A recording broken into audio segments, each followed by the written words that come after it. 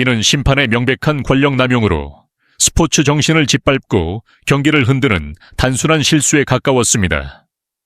이전 경기에서 한국은 3골이 취소되는 전례 없는 상황에 직면했습니다. 골이 들어갈 때마다 반복적으로 울리는 휘슬 소리를 들은 선수와 팬들의 좌절은 상상을 초월했습니다. 문제는 거기서 끝나지 않았습니다. 심판의 판단을 의심하게 만드는 판정이 경기 내내 수십 번 반복되면서 상황은 더욱 심각해졌고, 심지어 국제축구에서도 이러한 장면에 충격과 경악을 금치 못했습니다. 논란의 중심에 선 인물은 일본 심판 아라키 유스케였습니다. 그의 과거 판정이 잇따라 드러나면서 이 사건은 단순한 실수로 치부될 수 없는 명백한 사건으로 여겨졌습니다. 결국 논란이 커지자 AFC 조직위원회는 즉각 대응할 수밖에 없었습니다. 그들은 이 문제에 빠르게 공감을 표명하고 후속 조치를 하기 시작했습니다. 결과적으로 아라키 유스케 심판은 이제 자신의 권력 남용에 대한 책임을 져야 합니다.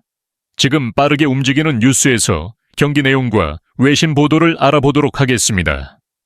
어젯밤 월드컵 조별리그에서 한국과 팔레스타인의 경기가 끝난 후 많은 반응이 있었습니다. 경기 전 한국은 4연승과 13점을 기록하며 99.7%의 승률을 기록했습니다. 반면 팔레스타인은 조별리그 최하위로 물러설 곳 없는 절벽 끝에 있었습니다. 이런 상황에서 팔레스타인은 반구 전술로 수비에 집중하며 한국 선수들과의 실력과 조직력 차이를 메우기 위해 매우 거친 경기를 펼쳤습니다. 하지만 일본 심판 아라키 유스케는 경기에서 예상치 못한 변수로 작용하며 판정 논란의 중심에 섰습니다. 그는 경기 내내 팔레스타인 선수들의 거친 파울을 방관하고 대표적인 일방적이고 터무니없는 판정을 계속 내렸습니다. 그 결과 한국 선수들은 처음부터 극도로 어려운 상황에서 경기를 치러야 했습니다. 판정 논란은 경기 초반인 전반 4분에 있었습니다. 측면에서 압박을 풀고 나서 날카로운 패스가 서구에게 연결됐고, 서구가 박스 안으로 크로스를 올린 순간 팔레스타인 수비수 하미드 메이어가 태클을 걸어 이재성이 넘어졌습니다. 이는 명백한 파울처럼 보였지만 심판은 휘슬을 불지 않았습니다. 한국 선수들은 항의했으나 심판은 상황을 무시하고 경기를 진행했습니다. 이후 바르 판독을 통해 이재성과 하미드의 발이 거의 동시에 공을 터치했다고 확인했습니다. 하지만 일본 심판 아라키 유스케는 하미드의 발이 먼저 공을 터치한 것으로 판정했고, 팔레스타인 수비수의 백태클 파울은 인정되지 않았습니다. 다소 모호한 상황이었지만 결국 원래 판정을 따랐고 페널티킥은 부여되지 않았습니다. 하지만 해설진은 이를 한국에게 명백히 불리한 판정이라고 강하게 비판했습니다. 비디오 판독의 목적은 모호한 상황에서 명확한 판정을 내리는 것인데, 이번 판정은 그 목적을 완전히 무시했다고 지적했습니다. 그들은 이재성이 먼저 공을 터치했는지가 중요한 문제였지만 하미드와 그의 팀의 공격적인 행동에 대한 문제가 더욱 심각했다고 설명했습니다. 따라서 이는 페널티킥에 충분한 근거가 될 수 있는 상황이었다고 강조했습니다. 대부분의 심판은 비슷한 상황에서 수비수의 터치를 파울로 간주하는 경향이 있지만, 이번 경기에서 심판의 경향은 관대하다기보다 심판의 판단에 의문을 제기하게 하는 수준이었다는 평가입니다. 판정은 시작에 불과했습니다. 이날 팔레스타인 선수들은 공을 차지하려는 선수들을 거칠게 타겟팅하는 플레이를 펼쳤습니다. 특히 손흥민, 이강인 등 한국 핵심 선수들에 대한 견제는 노골적이고 위험할 정도로 거칠었습니다. 하지만 전반 내내 심판은 단 한 번의 경고도 내리지 않았습니다. 이런 판정은 경기의 흐름을 왜곡시켰고 팔레스타인에게 매우 유리하게 작용했습니다. 결국 이런 어이없는 경기 흐름 속에서 한국은 팔레스타인에 선제골을 내줬습니다. 하지만 위기의 순간 팀을 구한 것은 손흥민이었습니다. 손흥민은 이명재, 이재성과 빠르게 방향 패스를 주고받으며 뛰어난 연계와 날카로운 침투를 선보이며 결정적인 동점골을 넣었습니다. 손흥민 특유의 침착함과 경기 흐름을 읽는 능력이 빛난 순간이었습니다. 그러다 전반 20분경 이강인이 3대1 상황에서 과감한 드리블을 시도해 상대 수비를 흔들었지만 상대 수비수의 거친 태클에 막혀 쓰러졌습니다. 그런데 쓰러진 이강인에게 팔레스타인 선수가 다가가 갑자기 머리를 때리는 충격적인 장면이 포착됐습니다. 그런데도 심판은 아무런 제재 없이 경기를 계속 진행했습니다. 다른 곳을 바라보았다. 축구 전문가들은 경기 중 선수의 머리를 때리는 것은 규정에 어긋난다고 말한다. 이런 행동을 처벌 없이 그냥 넘기는 것은 불가능한 결정이라며 규정에 따라 즉시 퇴장시키는 것이 맞다고 강력히 비판했다.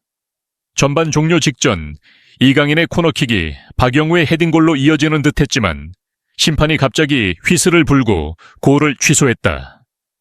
이재성은 어이없는 판정에 충격을 받고 어리둥절해하는 모습이 카메라에 포착됐지만 심판은 박영우의 헤딩골 전에 조유민이 포지션 다툼에서 파울을 했다고 판단해 골이 인정되지 않았다고 말했다. 하지만 이 판정은 해설진은 물론 한국 선수들도 쉽게 받아들이지 않았다. 코너킥 몇 밀리 초전 상황을 살펴봐도 조유민의 움직임에서 명확한 파울을 확인하기 어려웠다. 해설진은 조유민 외의 한국 선수들을 봐도 축구에서 흔히 일어나는 수준의 신체 접촉만 있었다며 문제가 되는 행동은 없었다고 지적했다. 더 큰 문제는 전반전 내내 팔레스타인의 계속된 파울에도 심판이 단 한 번의 경고도 주지 않았고 그 결과 손흥민에 대한 파울이 더욱 거칠어졌다는 것이다. 심판은 손흥민이 골을 넣고 경기가 결정되는 순간에도 골을 인정하지 않아 논란이 더욱 증폭되었다. 80분, 손흥민이 팔레스타인의 백스페이스를 완벽하게 파괴하며 골을 넣었지만 심판은 다시 휘슬을 불고 골을 오프사이드로 선언했다.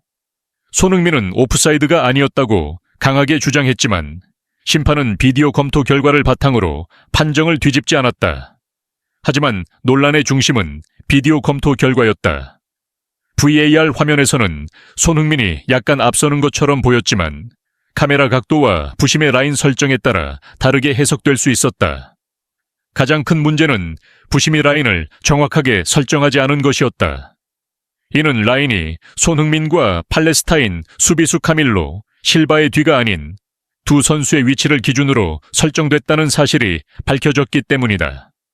이는 부심이 손흥민 뒤에서 상황을 관찰했고 때문에 오프사이드 여부를 정확하게 판단할 수 없었다는 것을 의미한다. 결국 이 판정 논란은 단순한 오프사이드 문제를 넘어 심판의 기본 역량과 자격에 대한 신뢰를 훼손한 심각한 사건으로 평가됐다. 특히 이번 경기에서 한국의 골이 사실상 취소됐고 팔레스타인의 거친 파울을 무시한 편파 판정이 이어지면서 논란은 더 커질 수밖에 없었다. 문제를 더욱 심각하게 만드는 것은 이번 경기의 심판인 일본 국적의 아라키 유스케의 과거 행태다. 그는 월드컵 예선 3라운드에서 한국과 요르단의 경기 심판진을 담당했던 것으로 밝혀졌다. 그 경기에서 요르단 선수들의 거친 플레이와 태클이 반복되었지만 아라키 심판을 포함한 일본 심판진은 이를 방관했다. 이번 경기에서도 마찬가지였다. 이에 AFC 조직위원회는 즉시 조사위원회를 구성해 해당 심판에 대한 징계 절차를 시작했다. 위원회는 이 문제의 심각성을 인식하고 긴급히 심판위원회를 소집했다. 또한 FIFA에 심판 자격 박탈과 월드컵 심판 자격 취소를 포함한 강력한 징계를 촉구하는 공식 항의를 제기했다. 징계 조치는 일정 기간 내에 처리될 것이라고 발표했다. 놀라운 점은 이번 징계가 이례적으로 단축된 일정으로 이루어졌다는 점이다. 그 이유는 이번 사건이 국제축구의 공정성과 신뢰를 심각하게 훼손하는 사건으로 간주되기 때문이다. 뉴스 속보입니다.